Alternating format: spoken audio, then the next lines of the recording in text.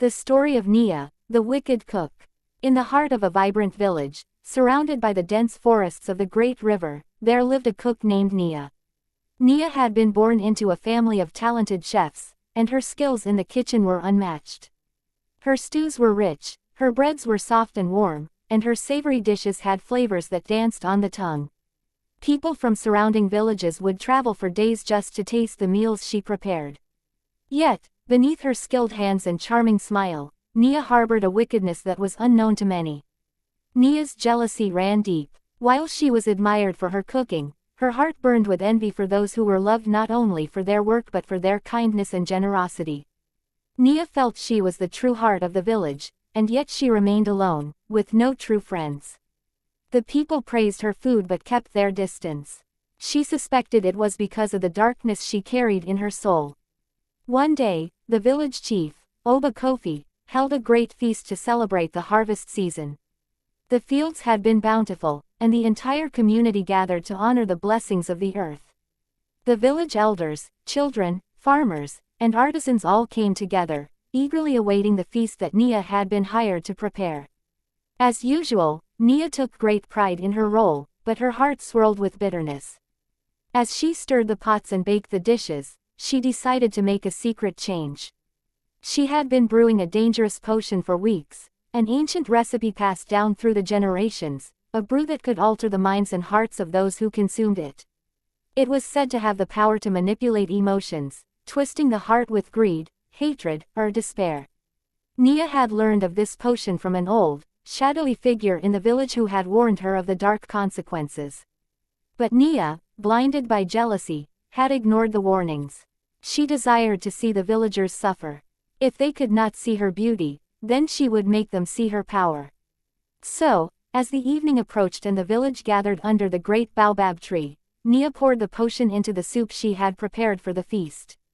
She mixed it carefully, knowing it would take time for the effects to be felt, but the villagers would surely begin to act strangely before the night was over.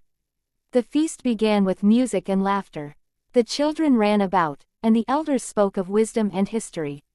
The aroma of roasted meats, fresh bread, and fruit filled the air. When the soup was served, the villagers eagerly dipped their spoons into the bowls, savoring the rich flavors that Nia was famous for. As they ate, a strange stillness settled over the crowd.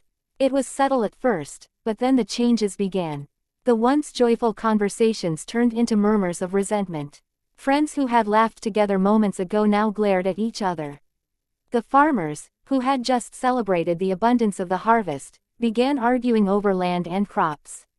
The children, once playful and innocent, bickered over the smallest of things. The air, once filled with music, grew heavy with suspicion and bitterness. But there was one among the villagers who noticed the change. Tunda, a young healer in the village, had long been sensitive to the energies of the earth.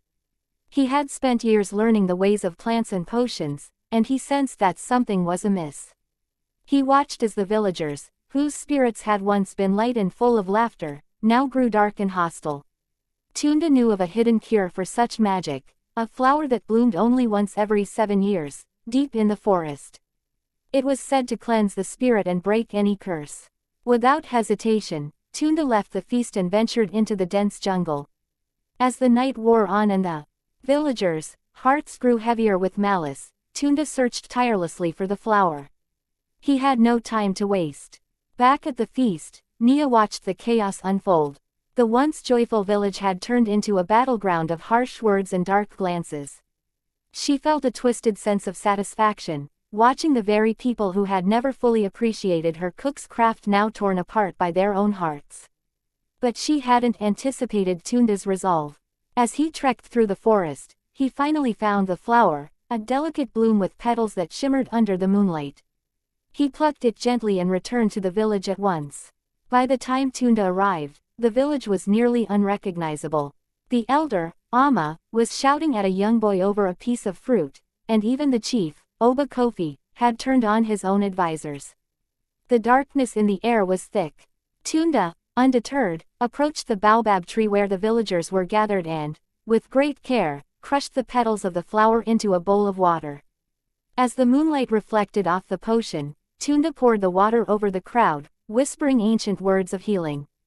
The effect was almost immediate.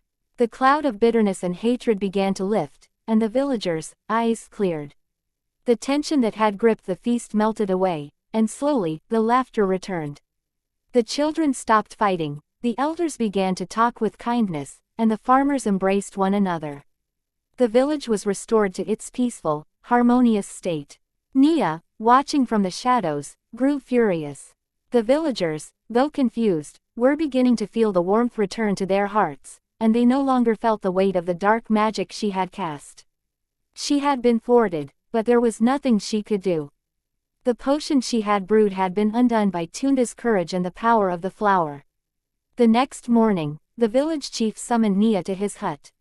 He had heard of the strange events and had pieced together the story. He had always respected Nia's skill in the kitchen, but now he saw her for what she truly was, someone who sought to harm rather than help. In the face of the village's unity and healing, Nia's wickedness had been exposed. Oba Kofi spoke sternly, "Nia, your cooking will no longer be served in this village. Your magic may have caused harm, but you have also given us a lesson. Beauty in a dish may satisfy the body, but it is kindness and goodness that nourish the soul. The hearts of our people are stronger than any poison you could brew." Nia, her heart cold with rage and regret, was exiled from the village. Her once great skill in the kitchen, now a source of fear and resentment, could no longer save her. She wandered far and wide, cooking her bitter dishes for strangers, but her fame and warmth had long since faded. As for the village, it flourished. The harvests continued, the people remained kind, and Tunda's wisdom was celebrated. Nia's name, once whispered in awe, became a warning for generations to come, that wickedness, like poison, can spread, but goodness and healing will always find their way to cleanse the land. The end.